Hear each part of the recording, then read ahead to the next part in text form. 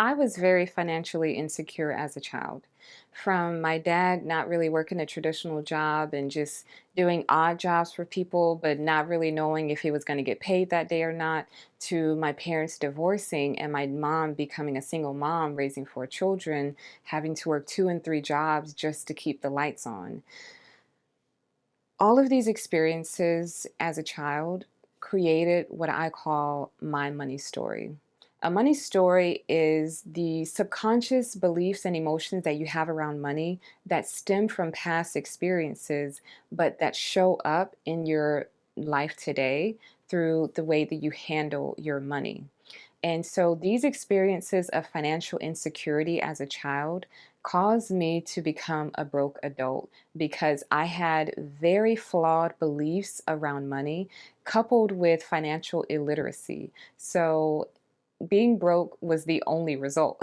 So I wanted to just share my story, share some experiences that led to my money story, and most importantly, how I rewrote my money story to now, hopefully in the next 10 years, becoming a millionaire. So stay tuned. I remember when I was in middle school, I really wanted to join the school band and play the clarinet. So I went to my mom and I asked her if she could pay for the $15 a month fee for me to rent the clarinet. And she told me that we could not afford it. And as a child, I just remember being so frustrated because we just never had enough money. We never had enough money. There was just never enough to do the things that I really wanted to do. And it seemed like money gave you, it either opened the door for you or it closed the door for you. And in my life, in my world, it felt like the doors were always closed. And as a child, like going to school, I would see my classmates, they would have on really, really nice clothes. Um, I grew up in the 90s and, early 2000s. I remember all of those, name brand clothes like Tommy Hilfiger and Baby Fat and Gerbeau and all of these, nice brands that we could never afford, like ever. And so, but I would see all of my classmates wearing them and I had on Faded Glory. I remember I knew that I was not, I knew that I was an outsider. I knew that I wasn't on the in crowd because the in crowd had on Baby Fat. The in crowd had Air Force Ones. The in crowd had, y'all remember those purses that were made out of Capri Suns? I know that sounds so tacky now, but they were so cool back in the day, and all the cool girls had those purses that were made out of Capri Sun packets. It's really funny now thinking back how I was jealous of them, but that sounds so tacky now that I think about it. But it was just, as a child, when you're not in the in crowd, and you know why you're not in the in crowd because they will let you know. These kids will let you know. I knew that I wasn't in the cool people group because I wore Faded Glory. Nobody wanted to really hang out with me. I didn't really look the part. I didn't have anything outwardly that someone would admire or want. So I was never, it felt like I wasn't accepted. And that caused me to be very, very insecure. And it caused me to equate my self worth with what I had. Because if you had nice things, you got attention, you got admiration, people liked you, people talked to you, people wanted to be your friend.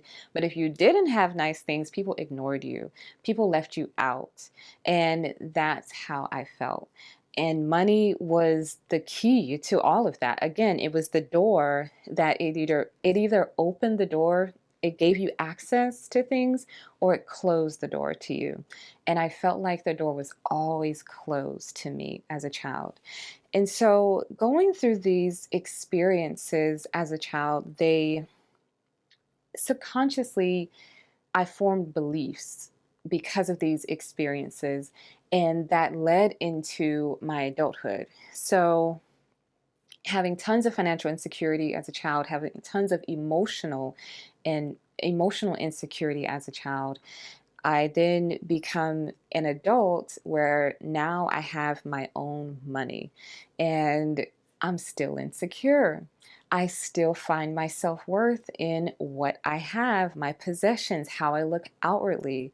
So the only logical, result is overspending. I immediately started overspending, and it was like money was burning a hole in my pocket. Every time I got paid, I spent it.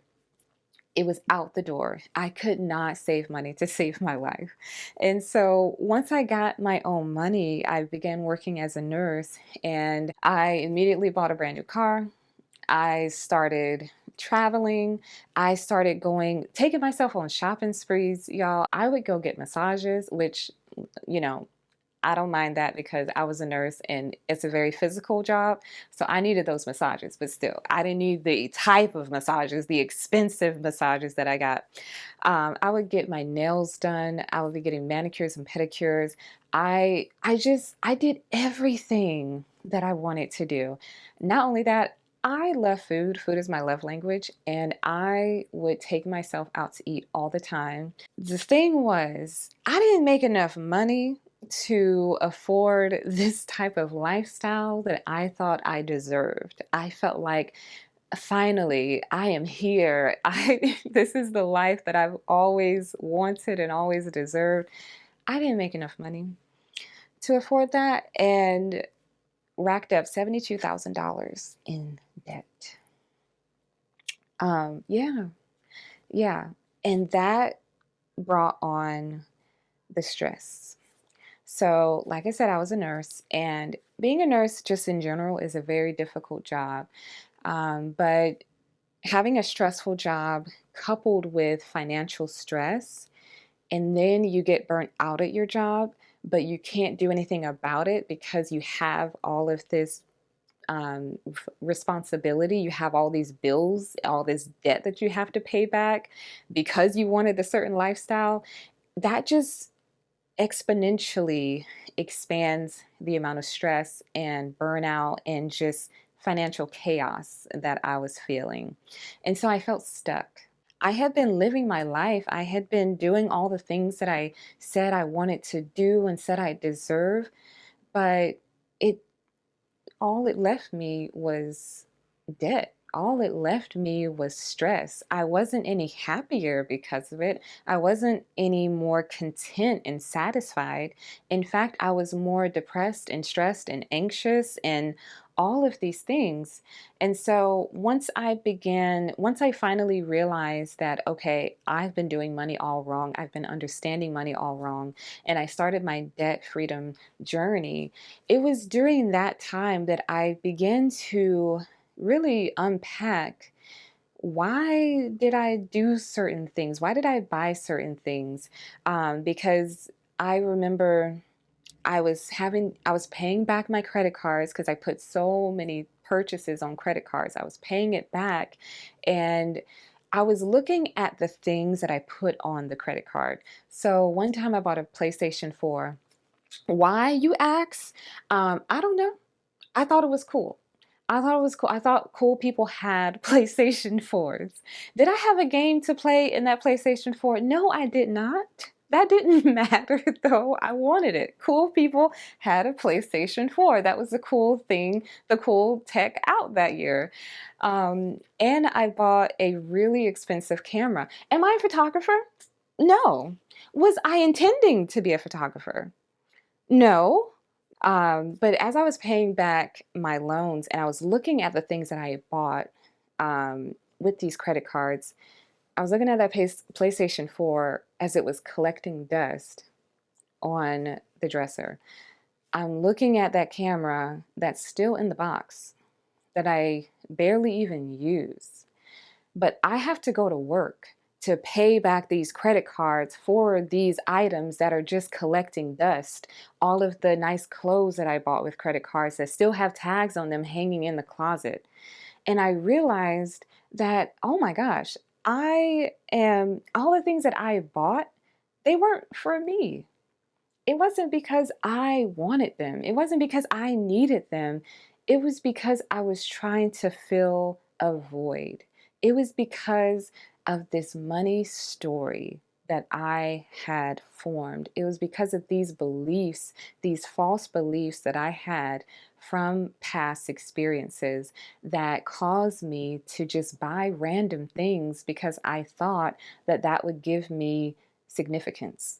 I thought that that would give me, make me seem important because I could tell someone in a conversation, oh, I have this camera, So once I understood my money story, once I understood and connected my past experiences with my beliefs, the beliefs that those had formed, once you're able to do that and find those connections, you're able to rewrite your money story. And that's where it gets exciting because once I got a better understanding about money, the purpose of money, and what I wanted to use money for in my life, I began to see money as a tool, and you use it to build the life that you want.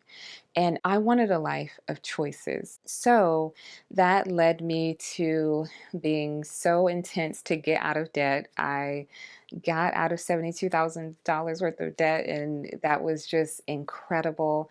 And once I was able to do that, I started to imagine and dream about the life that I wanted. I knew that I didn't want to work as a nurse the rest of my life. I didn't want to work as a nurse at the bedside until I was 60 something years old.